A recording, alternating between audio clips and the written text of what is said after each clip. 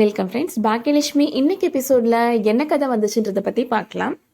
இனியா கோபிட்ட சொல்லிட்டு இருக்கிறாங்க, நான் ஃபங்க்ஷன் போயிட்டு ரொம்ப சந்தோஷமா வந்தேன் டாடி, ஆனா இது வீடா இது அப்படின்னு கோபப்படுறாங்க. அடுத்ததா கோபி இப்போ மாடியில நின்றுட்டு இருக்கிறாரு. இப்போ அவங்க ராதிகா வராங்க. எதுக்காக கோபி இங்க நின்றுட்டு இருக்கிறீங்க அப்படின்னு கேட்குறாங்க. நான் சும்மா தான் நின்றுட்டு இருக்கிறேன் அப்படின்னு கோபி சொல்றாரு. உங்க பொண்ணை நான் திட்டுனேன், அதுக்காக தானே இங்க வந்து நின்றுட்டு இருக்கிறீங்க அப்படின்னு ராதிகா கேட்குறாங்க. நீ புரிஞ்சுக்கோ ராதிகா, அவ சின்ன பொண்ணு அப்படின்னு சொல்றாரு கோபி. அவ கூட நீ ஏன் சரிக்கு சமமா சண்டை போடுற, அவளை டார்ச்சர் பண்ற அப்படின்னு கேட்கிறாரு. உங்க பொண்ணு மேல நான் அன்பா இருக்கிறது அவளை டார்ச்சர் பண்றதா அர்த்தமா கோபி அப்படின்னு கேட்குறாங்க ராதிகா. ஏதோ ஃப்ளோல சொல்லிட்டேன் ராதிகா அப்படின்னு சொல்றாரு கோபி. ராதிகா சொல்றாங்க, உங்க பொண்ணு இந்த வீட்டுல தானே இருக்கிறா, அப்ப அவ என்னை மதிக்க தானே செய்யணும், அவளுக்கு என்ன பிடிக்கிறதே கிடையாது அப்படின்னு சொல்றாங்க. உங்க அப்பாவும் இங்கதான் இருக்கிறாங்க, ஆனா அவங்களுக்கு என்ன சுத்தமா பிடிக்காது அப்படின்னு சொல்றாங்க.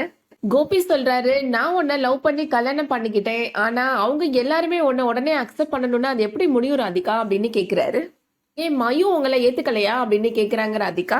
மயுவோட சிச்சுவேஷன் வேற ராதிகா, அவளுக்கும் எனக்கு ஒரு பாண்டிங் இருந்துச்சு, அது போக அவளை எனக்கு முன்னாடி இருந்தே பழக்கம் அப்படின்னு சொல்றாரு கோபி.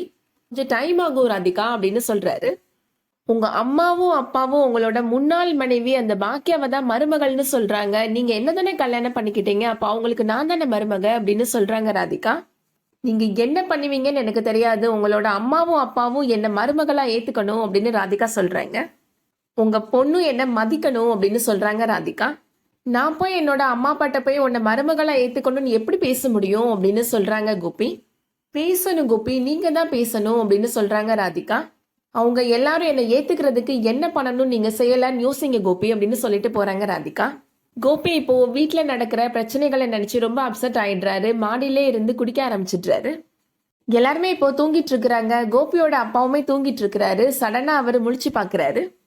வாசல் கதவு திறந்துருக்கு அப்படின்னு பாக்குறாரு. ரூம்குள்ள போய் பார்த்தா அங்க மயுவும் ராதிகாவும் மட்டும் தூங்கிட்டு இருக்கிறாங்க. கோபி எங்க போயிட்டான் அப்படின்னு சொல்லி தேடி பாக்குறாரு. மாடிக்கு வந்து பார்த்தா கோபி ட்ரிங்க்ஸ் அடிச்சு அங்கேயே படுத்து கிடக்குறாரு.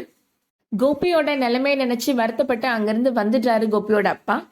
அடுத்ததா மறுநாள் காலையில நடக்கிறத காமிக்கிறாங்க. எழில் இப்போ வாக்கிங் வந்துட்டு இருக்கிறாரு. கோபி எழில பார்த்து கேட்கிறாரு, என்னடா நல்லா இருக்கிறியா அப்படின்னு கேட்கிறாரு. நீங்க அங்க இல்ல, நான் ரொம்ப நல்லா இருக்கிறேன் அப்படின்னு சொல்றாரு எழில். சினிமாக்காரனாச்சு, அதனாலதான் கவுண்டர் கொடுக்குறியா அப்படின்னு சொல்றாரு கோபி. நீ ஏதோ டிவி இண்டஸ்ட்ரியில ஜாயின் பண்ணிட்டதா கேள்விப்பட்டேன், இப்ப படம்லாம் பண்றது இல்லையா அப்படின்னு கேட்கிறாரு கோபி. ஒரு படம் பண்ணினேன்ல அப்படின்னு சொல்றாரு எழில். அந்த ஒரு படம் பண்றதுக்கு தான் இவ்வளவு அலைஞ்சையா நீனு அப்படின்னு கேட்கிறாரு கோபி. ஒழுங்கா இன்ஜினியரிங் படிச்சு முடிச்சிருந்தேன்னா ஒரு நல்ல கம்பெனில வேலைக்கு போயிருக்கலாம்ல அப்படின்னு சொல்றாரு. சரி, அங்க வீட்டுக்கு யார் வந்தது ஒரு ஆளு அப்படின்னு கேட்கிறாரு கோபி. உங்க வீட்டுக்கு யார் வந்தாங்கன்னு ஏன்ட்ட கேக்குறீங்க, எனக்கு எப்படி தெரியும் அப்படின்னு எழில் சொல்றாரு. எங்க வீட்டுக்கு வந்தா எனக்கு தெரியாதா, உங்க வீட்டுக்கு யார் வந்தது அப்படின்னு கேட்கிறாரு கோபி. எங்க வீட்டுக்கு யார் வந்தாலும் உங்களுக்கு என்ன பிரச்சனை அப்படின்னு கேட்கிறாரு எழில். அன்னைக்கு கேண்டீன் இனாகிரேஷனுக்கு ஒரு ஆள் வந்தானே, உங்க அம்மாவை பார்த்து 32 பல்லு இல்ல 42 பல்லு தெரியற மாதிரி சிரிச்சிட்டு நின்னானே, அவன் யார் அப்படின்னு கேக்குறாரு. உங்க அம்மாவை பார்த்து உங்களுக்கு 30 வயசா இல்ல 25 வயசு தான் இருக்கும் அப்படின்னு வளைஞ்சிட்டு இருந்தானே அப்படின்னு சொல்றாரு. நீயே உண்மையை சொல்லடா, உங்க அம்மாவை பார்த்தா அப்படியா தெரியுது அப்படின்னு கேக்குறாரு. அப்படியே கட் பண்ணா சூப்பர் மார்க்கெட்ல நின்று உங்க அம்மா அவன் கூட நின்று சிரிச்சு பேசிட்டு இருக்கிறா அப்படின்னு சொல்றாரு. நீ சினிமாக்காரனாச்சுல, அதனாலதான் இந்த கட்டு ஃப்ரேம் எல்லாம் சொல்லிட்டு இருக்கிறேன் அப்படின்னு கோபி சொல்றாரு. மறுபடியும் வீட்டு வாசல்ல நின்று உங்க அம்மா கூட நின்று சிரிச்சு பேசிட்டு இருக்கிறான் அவன், நீ என்னடானா போன்ல பேசிட்டு இருக்கிற, எதையும் கண்டுக்காம அப்படின்னு கேக்குறாரு. நான் ராதிகாட்ட பேசினது தப்புன்னு எவ்வளவு ஆர்ப்பாட்டம் பண்ணி என்னை வீடை விட்டே துரத்தி விட்டா உங்க அம்மா, இப்ப உங்க அம்மா பண்றது மட்டும் சரியா அப்படின்னு கேக்குறாரு. எங்க அம்மா பண்ணதும் நீங்க பண்ணது ஒண்ணு கிடையாது அப்படின்னு சொல்றாரு எழில். எங்க கூடவே இருந்துட்டு வேற ஒரு லேடி கூட நீங்க சுத்திட்டு இருந்தீங்களே, நீங்க பண்ணது துரோகம் அப்படின்னு சொல்றாரு எழில். எங்க அம்மா ஒண்ணு எதையும் மறைச்சு பண்ணலையே, ஃப்ரெண்டுன்னு சொல்லி வீட்டுக்கு தானே கூட்டிட்டு வந்திருக்கிறாங்க அப்படின்னு சொல்றாரு எழில். எங்க அம்மாவோட லிமிட் என்னன்னு எங்க அம்மாவுக்கே தெரியும் அப்படின்னு சொல்றாரு எழில். ஒருவேளை எங்க அம்மாவுக்கு யாரையாவது பிடிச்சிருந்துச்சுன்னா அவங்கள நான் கல்யாணம் கூட பண்ணி வச்சிருவேன் என்னோட அம்மாவுக்கு, ஏன்னா அவங்களோட 25 வருஷம் வாழ்க்கையை நீங்க வேஸ்ட் பண்ணிட்டீங்க அப்படின்னு சொல்றாரு. மீதி வாழ்க்கையாவது அவங்களுக்கு பிடிச்சவங்க கூட சந்தோஷமா வாழட்டும்னு நானே கல்யாணம் பண்ணி வச்சிருவேன் அப்படின்னு எழில் சொல்றாரு. என்னடா பேசிட்டு இருக்கிற, அவளுக்கு கல்யாணம் பண்ணி வச்சிருவியா, போய் வாயை கழுவிடா அப்படின்னு சொல்றாரு கோபி.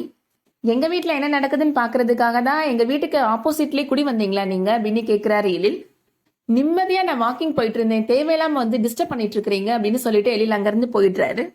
கோபி சொல்றாரு, நான் பேசிட்டு இருக்கிறது உன்னோட அம்மாவை பத்தி, உனக்கே புரிய மாட்டேங்குது இடியட் அப்படின்னு திட்டுறாரு.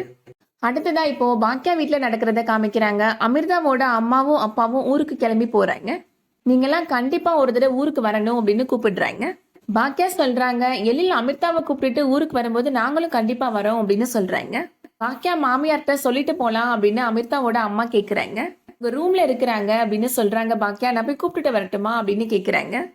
பெரியவங்க அவங்க, நாங்களே நேரா பார்த்து சொல்லிடுறோம் அப்படின்னு சொல்லிட்டு அமிர்தாவோட அம்மாவும் அப்பாவும் பாக்கியா மாமியார் ரூமுக்கு போறாங்க. அங்க பார்த்தா பாக்கியா மாமியார் நிலா பாப்பா கூட ஜாலியா விளையாண்டுட்டு இருக்கிறாங்க. அதை பார்த்த உடனே எல்லாருமே ரொம்ப சந்தோஷப்படுறாங்க. அதோட இன்னைக்கான எபிசோட் முடியுது. இந்த வீடியோ உங்களுக்கு பிடிச்சிருந்துச்சுன்னா லைக் பண்ணிக்கோங்க. ரெகுலரா சீரியல் அப்டேட்ஸ்க்கு நம்ம சேனலை சப்ஸ்கிரைப் பண்ணிக்கோங்க. தேங்க்ஸ் ஃபார் வாட்சிங்.